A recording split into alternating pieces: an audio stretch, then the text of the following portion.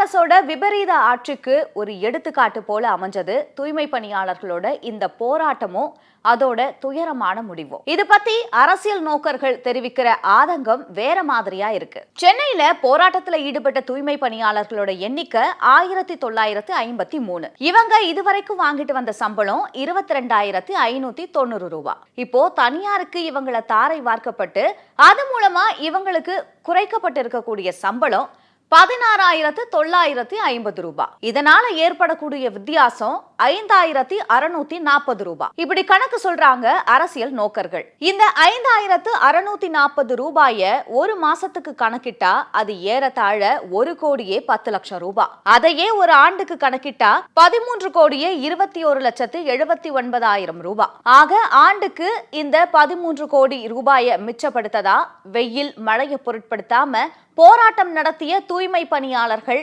திமுக அரசால அடிச்சு துவைக்கப்பட்டிருக்கிறாங்க. திமுக அரசு அவங்கள விரட்டி அடிச்சு கைது செஞ்சிருக்கிறது போராட்டத்தை நசுக்கி இருக்கு. திமுக அரசு கடந்த 4 ஆண்டுகள்ல செஞ்ச வெற்று ஆடம்பர திட்டங்கள் வீண் செலவுகள் எவ்வளவு தெரியுமா? கார் பந்தயத்துக்கு 50 கோடி, எழுதாத பேனா சிலைக்கு 89 கோடி, நாள்தோறும் தயிர் வடை பூமாலை வச்சு வழிபாடு ரேஞ்சுக்கு மரியாதை நடத்தப்படுற கருணாநிதி நினைவிடத்துக்கு 39 கோடி. இது எல்லாத்தையும் சேர்த்தா மட்டும் 178 கோடி ரூபாய். இதை தவிர வெற்று விளம்பரங்கள் மூலமா பல 100 கோடி ரூபாய்கள் வீணடிக்கப்பட்டிருக்கு. இப்படி வாரி கொடுக்கிற திமுக அரசு தூய்மை பணியாளர்களுக்கு 13 கோடி ரூபாய் கொடுக்க என்ன கேடு? இப்படி தூய்மை பணியாளர்களோட வயித்துல அடிச்சு வருஷத்துக்கு 13 கோடி ரூபாயை மிச்சம் பிடிச்சு இந்த அரசு என்ன செய்ய போகுது? இப்படி கேட்கிறாங்க அரசியல் நோக்கர்கள். ஏழை எழுத கண்ணீர் கூரிய வாள் போன்றது அப்படின்னு சொல்லுவாங்க. விளிம்பு நிலை மக்களான தூய்மை பணியாளர்கள் சிந்திய கண்ணீர் இவங்களை சும்மாவா விட போகுது?